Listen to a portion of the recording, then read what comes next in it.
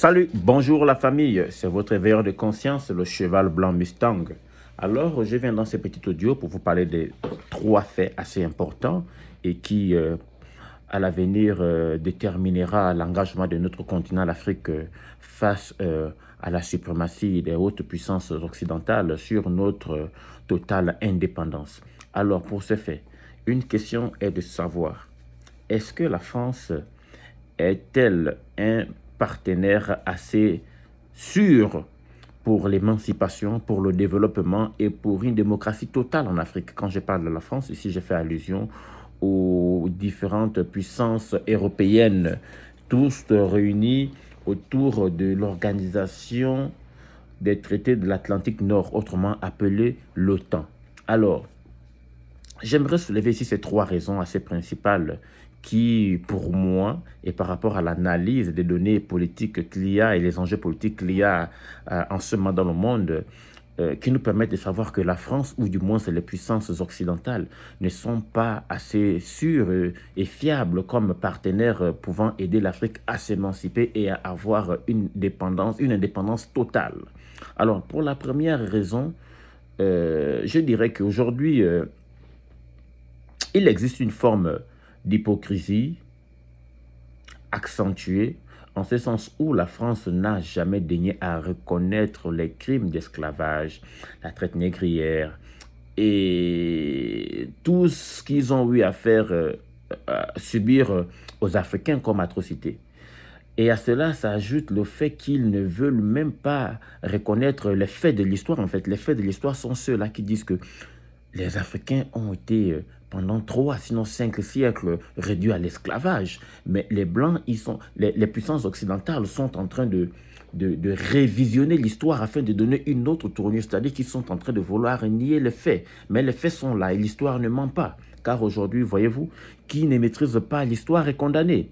Alors les Occidentaux ne veulent même pas reconnaître le fait qui dit qu'ils ont pendant 3 à 5 siècles réduit les Africains en esclavage. Vous voyez? Et au sortir de cela, avec toutes ces atrocités que les Africains ont pu subir pendant des siècles, jusqu'à preuve de contraire, depuis les années 1840 jusqu'à maintenant, dans aucun tribunal en Europe, nous nous sommes retrouvés face à une affaire où cette histoire d'esclavagisme, de traite négrière, se retrouve devant des tribunaux pour un jugement. C'est-à-dire à la fin, pour que l'Europe puisse reconnaître tout ce qu'ils ont eu à faire comme mal aux populations, sinon au peuple d'Afrique, et de l'autre côté, reconnaître, parce que le fait de reconnaître pour eux pourrait amener à ce qu'on puisse faire ce qu'on appelle des réparations. Parce que voyez-vous, aujourd'hui, jusqu'aux années 2010, l'Allemagne a terminé de payer sa dette face à la France en 2010 parce que la France avait porté plainte, avait demandé réparation à l'Allemagne parce que l'Allemagne l'a fait subir 2 guerres. Alors si l'Allemagne a pu payer les réparations à la France, pourquoi les puissances occidentales ne reconnaîtraient pas d'abord en un premier temps ce qu'ils nous ont fait subir, et en un second temps, payer les réparations. Et c'est la même chose pour les populations afro-américaines. Les Américains, les Blancs aux États-Unis n'ont jamais reconnu la traite négrière, n'ont jamais reconnu les populations noires qu'ils ont dû réduire en esclavage. Et du coup, on ne parle même pas des réparations parce qu'en principe, toutes ces populations noires, tous ces Afro-Américains devraient être réparés pour toutes ces atrocités qu'ils ont eu à subir. Ça, c'est le premier point. Alors, le second point, c'est je dirais, d'un point géopolitique, ou du moins c'est géostratégique. Ce sont les grandes puissances européennes réunies sous l'Organisation des traités de l'Atlantique Nord, autrement appelée l'OTAN, qui ont organisé la destruction de la Libye. Oui, ils ont organisé la destruction de la Libye avec pour chef de file Nicolas Sarkozy.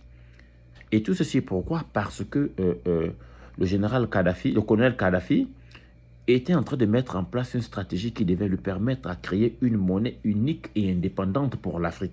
Et de ce fait, la monnaie coloniale appelée le franc colonie d'Afrique, autrement dit le franc CFA, devait être mise au garage. Donc du coup, on ne devait plus l'utiliser. Et de ce fait, la France sentant ses intérêts assez menacés, a dû réagir sous l'étiquette de l'OTAN, c'est-à-dire qu'elle a utilisé l'emblème de l'Organisation des traités, de l'Atlantique Nord pour pouvoir détruire la Libye. Et ce qu'ils n'ont pas compris, c'est que la destruction de la Libye a eu pour conséquence immédiate la déstabilisation du Sahel. Et cette déstabilisation du Sahel a entraîné l'installation parfaite des groupes terroristes et armés. Et lorsque les groupes terroristes et armés sont dans un pays installé, c'est comme vous voyez aujourd'hui en RDC, Congo, en République démocratique du Congo, tellement des groupes armés sont installés dans le pays, ça entraîne une déstabilisation du pays. Et cette déstabilisation du pays fait en sorte que les populations puissent brader leurs matières premières. Et tout ceci, qui sont les grands gagnants? Ce sont les multinationales françaises. Les multinationales françaises qui sont les grands gagnants. Et le troisième point, c'est sur un point, la troisième raison, c'est une raison civilisationnelle, on peut le dire. Aucune civilisation ne s'est totalement libérée en comptant sur l'aide des autres. Ceci étant, si moi je viens t'aider à te libérer de façon totale, tu seras libre de façon totale face à ton protagoniste, mais face à moi, tu auras une forme de, comment on appelle ça, de redevance. Donc pour éviter ceci, l'Afrique doit se lever de par elle-même et se battre afin d'avoir sa liberté totale. Car aujourd'hui, l'Afrique n'a pas besoin d'être recolonisée. Mais ce dont l'Afrique a besoin, c'est des partenariats ou du moins des alliances gagnant-gagnant qui permettra que l'Afrique puisse avoir sa totale indépendance, sa totale liberté, qui fera en sorte que l'Afrique puisse être libre sur le plan monétaire, sur le plan économique, et aussi pourra faire des transactions ou vendre ses matières premières à qui bon lui semble. C'est ce dont l'Afrique a besoin aujourd'hui. Je vous remercie les amis. Ciao, ciao. On se revoit sur le prochain numéro. Bye.